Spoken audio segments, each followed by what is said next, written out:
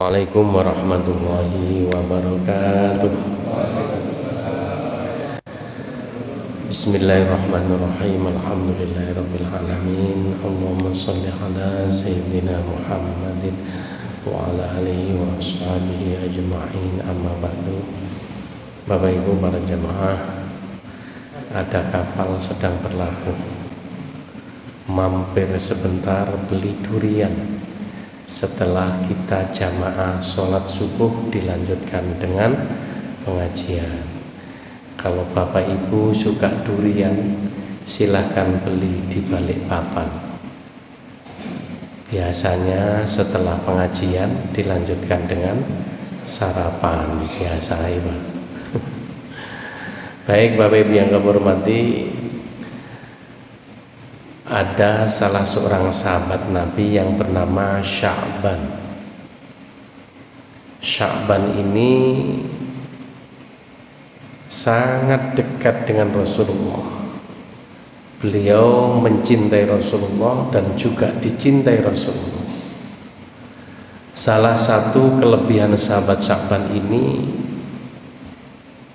beliau sangat istiqomah jamaah 5 waktu dengan Rasulullah SAW di masjid.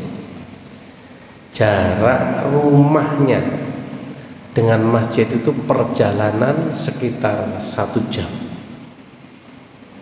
Tapi beliau tidak pernah terlambat berjamaah dengan Rasulullah. Suatu ketika pas jamaah sholat subuh, Rasulullah noleh ke belakang, Sya'ban belum datang. Akhirnya menunggu beberapa saat sampai selesai sholat subuh, Sya'ban belum datang.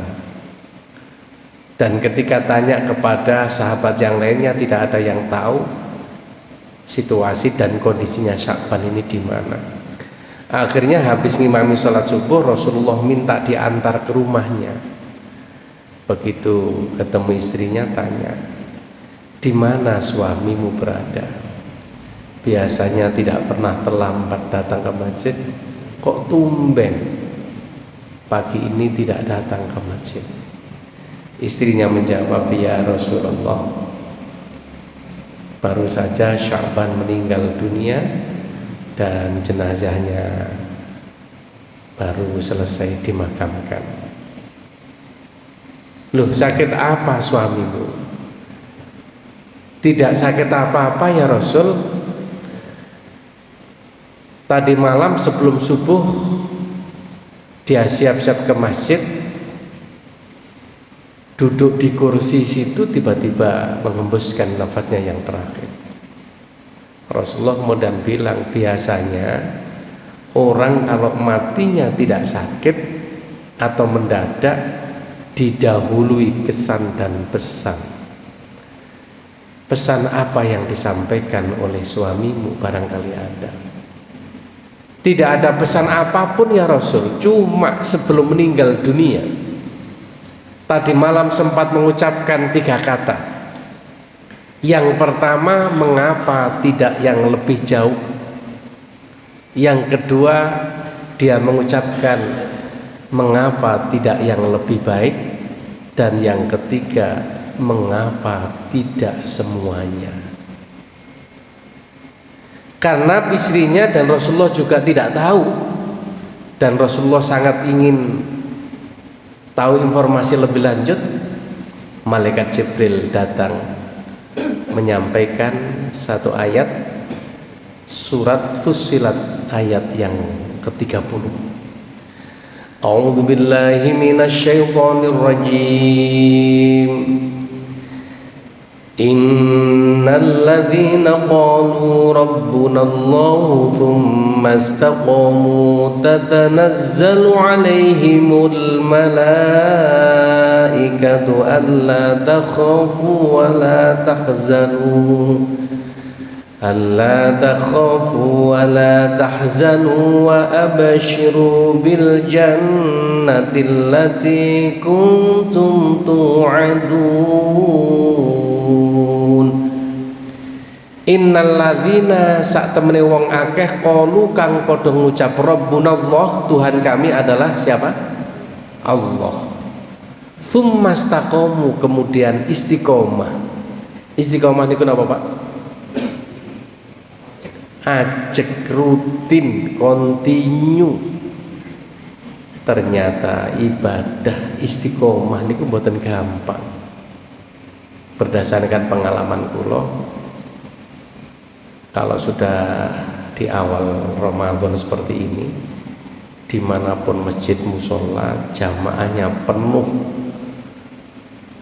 bahkan sampai meludak keluar masjid, sampai takmirnya bingung akhirnya beli karpet.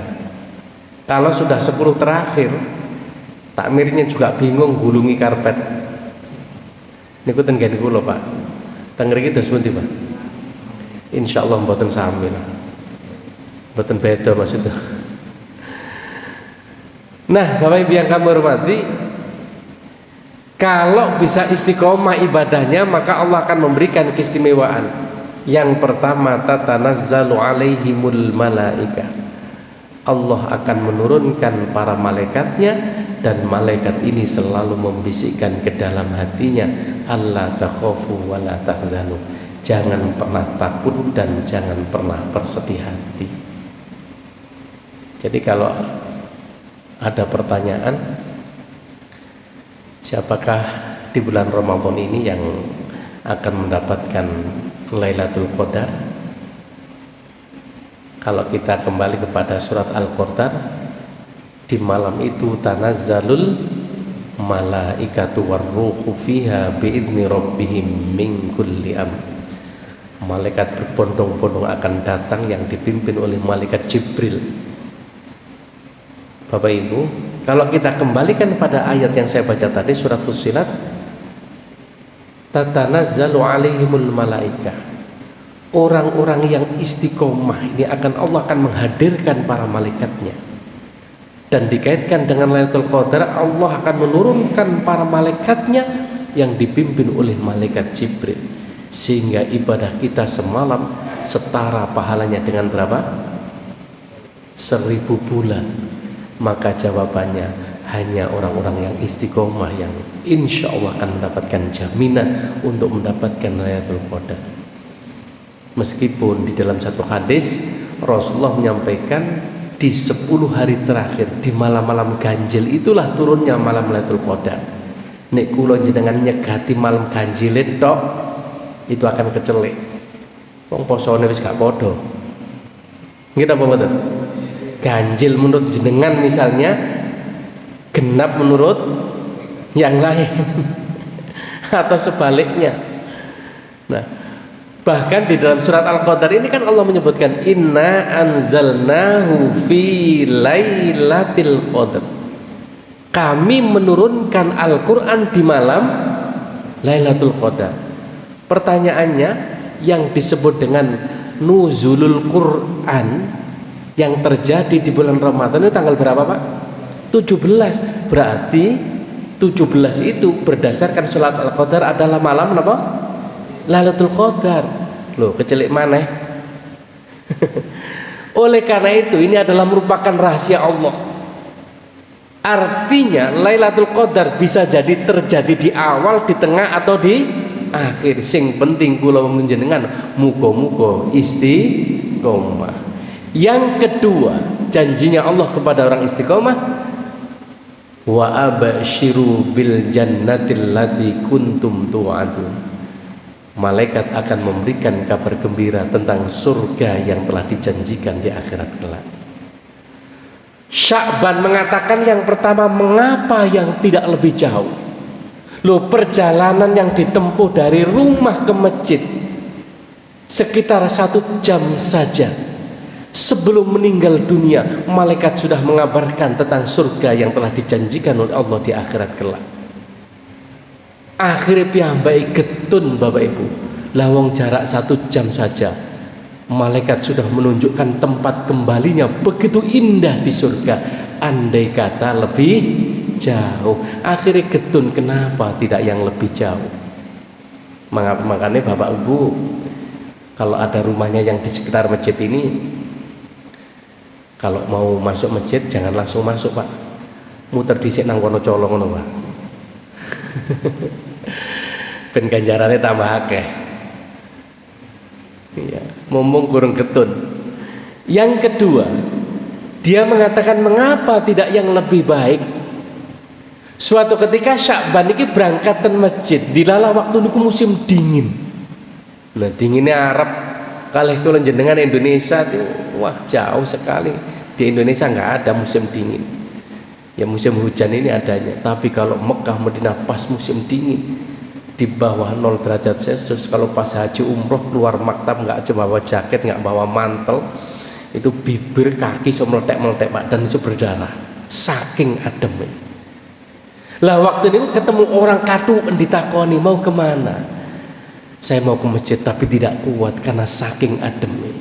Lah saat itu Sya'ban memakai jaket mantel ini rangkep, akhirnya sing elek dikekno wong barokai sodakoh jaket mantel yang jelek itu sebelum meninggal dunia. Wa absyiru bil jannatil lati kuntum tu'adun, malaikat sudah menunjukkan balasannya yang indah di surga. Akhirnya getun, kenapa yang tidak lebih baik? Wong mantel elek sing kaya ngono ganjarane, ngoten. Nah, umpama kula jenengan nek sedekah baju niku sing apik apa sing elek sing dikakno wong, Pak? Kalau nek kula sing elek, biasa sing nggo lemari ku dipilih sing elek-elek terus dibungkus dikonang desa. Sing apik dike dhewe. Niku kula jenengan nggih ngoten. Ternyata Sya'ban juga begitu. Akhirnya dia getun, mengapa tidak yang lebih baik? Yang ketiga, mengapa tidak semuanya? Saat itu piyambake berangkat ke masjid sampai pulang di tengah jalan ketemu ada orang dodoknya keliweteng nih Pak. Ditakoni enten apa? Perut saya sakit. Kelihatannya masuk angin. Mungkin karena belum sarapan pagi ini. Nah, karena perjalanan yang ditempuh Sya'ban itu juga jauh, waktu niku Sya'ban bawa uang kemudian dibelikan roti hanya dapat satu. Krono piyambake nggih luwe. Akhirnya roti siji niki disigar dadi loro, sing separuh disedekahkan kepada orang yang perutnya sakit ini, yang separuh dimakan sendiri. Lah ketika meninggal dunia, wa absyiru bil jannatil lati kuntum tu'adun, malaikat memberikan kabar gembira, balasane sedekah roti separuh itu Allah menunjukkan surga yang indah yang akan ditempatinya nanti. Loh, akhirnya piyambake getun Bapak Ibu, kenapa tidak semuanya? Wong separuh saja Allah sudah membalas seperti itu. Oleh karena itulah Bapak Ibu yang kami hormati, terkait dengan ini yang terakhir dalam kitab Nasoihul Ibad, Imam An-Nawawi Al-Bantani kemudian menyatakan bahwa salasatun yuzilluhumullahu tahta zilli arsyihi yauma la zilla illa zilluh. Ada 3 golongan yang kelak akan mendapatkan naungan dari Allah di saat tidak ada naungannya kecuali naungan Allah. Yang pertama adalah al-mutawaddi'u fil makari, orang yang menjaga wudunya meskipun cuaca dalam keadaan dingin. Yang kedua al-masyu ilal masjidi walau fi zulmatin, orang yang berjalan menuju masjid meskipun cuaca dalam keadaan gelap. Mungkin kalau di Indonesia ini sudah nggak ada gelap, listrik wis masuk desa. Mungkin kalau konteksnya kita ini orang yang selalu rajin ke masjid meskipun udan deres kira-kira ngoten Pak. Kalau nggak udan terus datang ke masjid itu biasa, tapi kalau banjir wah itu luar biasa, sehingga nanti akan mendapatkan naungan dari Allah. Kemudian yang ketiga al-mut'imul ji'an, orang yang memberi makan orang-orang yang lapar. Mudah-mudahan semua amal soleh kita diterima oleh Allah, dan puasa kita ini bisa mengantarkan kita untuk memperoleh kedekatan yang sedekat-dekatnya di hadirat Allah Subhanahu wa taala, sehingga kita mendapatkan kedudukan yang terpuji di sisinya. Amin ya rabbal alamin. Rabbana ighfir lana wa liwalidina warhamhum kama rabbawna shighara.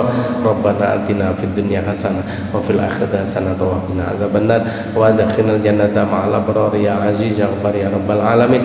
Wa sallallahu ala sayyidina Muhammad walhamdulillahi rabbil alamin. Kalam wallahu ma'afiq lakum. Assalamualaikum warahmatullahi wabarakatuh. Allahumma shalli ala Muhammad.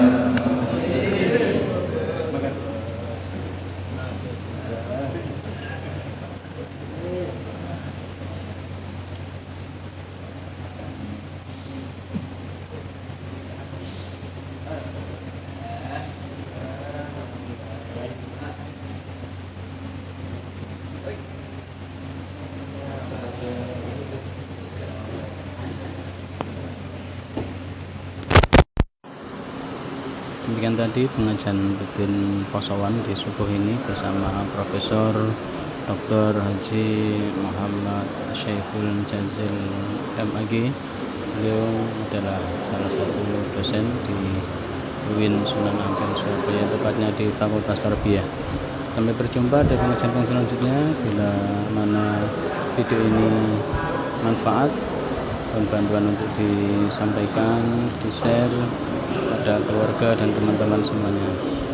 Akhiran billahi taufiq wal hidayah wa ridwan inayah. Assalamualaikum warahmatullahi wabarakatuh.